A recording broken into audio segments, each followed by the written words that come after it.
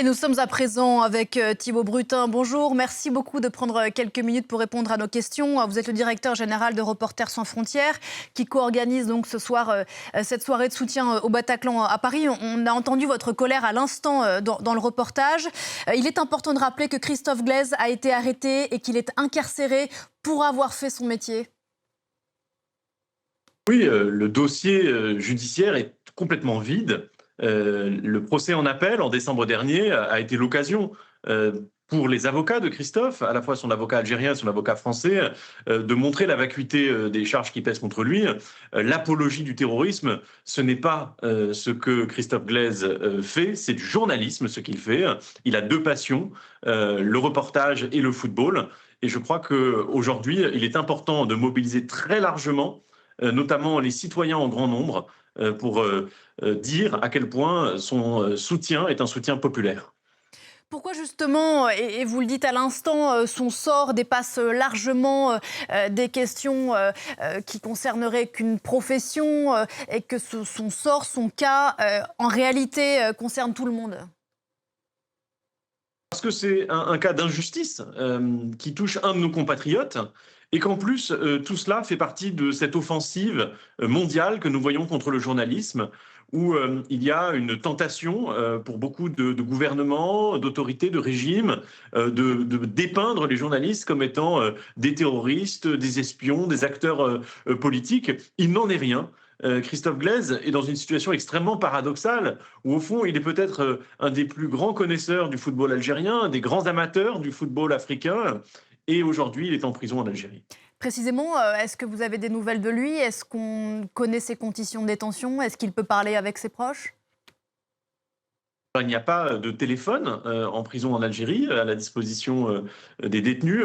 Donc les informations qui nous parviennent, c'est à travers ceux qui ont droit de lui rendre visite parce qu'ils sont membres de sa famille ou au titre du soutien spirituel ou encore son avocat. Mais Christophe Glaise, c'est un jeune homme en bonne santé avec un mental très fort. Et il est évidemment indispensable de lui apporter notre soutien, mais on sait aussi qu'il fait preuve d'une résilience qui est aussi un encouragement pour tous ceux qui se battent pour lui. Vous l'avez rappelé, et pardon, il a connaissance de la mobilisation ici en France pour obtenir sa libération? Régulièrement, il est tenu informé, oui.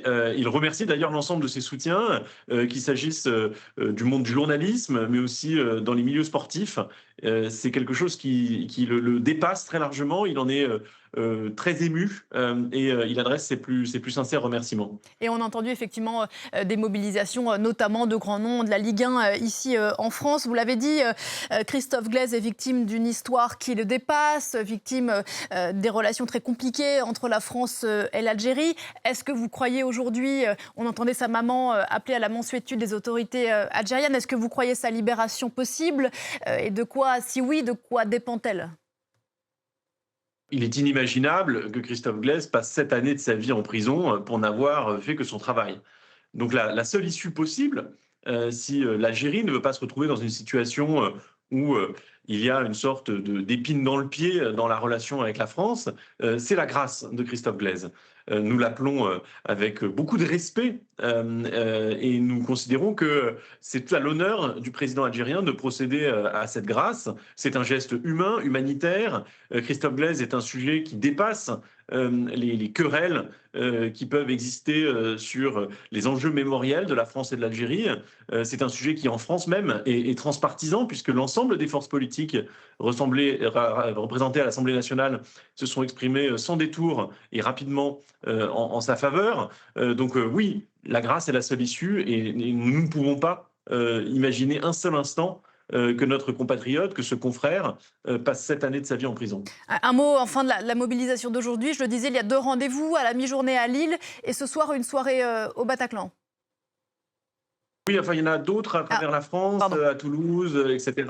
Ce qui est important, c'est que, évidemment, tous ceux qui peuvent venir au Bataclan, bah, venez. Nous sommes voilà, en capacité d'accueillir un très grand nombre et la soirée affiche déjà assez largement complet. Donc, on va ouvrir de nouveaux espaces. Je voudrais que ce soit festif, que ce soit populaire, que ça rappelle l'engagement et le soutien que l'ensemble de la communauté nationale doit apporter aux journalistes. On entend beaucoup critiquer les médias, les journalistes, mais là, je crois que nous sommes face à un journaliste indépendant qui paye le prix fort de son intégrité, de sa curiosité, qui est une qualité professionnelle, et nous attendons donc le plus grand nombre en région ou à Paris. Thibault Brutin, merci beaucoup, directeur général de Reporters sans frontières. Et nos pensées accompagnent les proches et les soutiens de Christophe Glaise.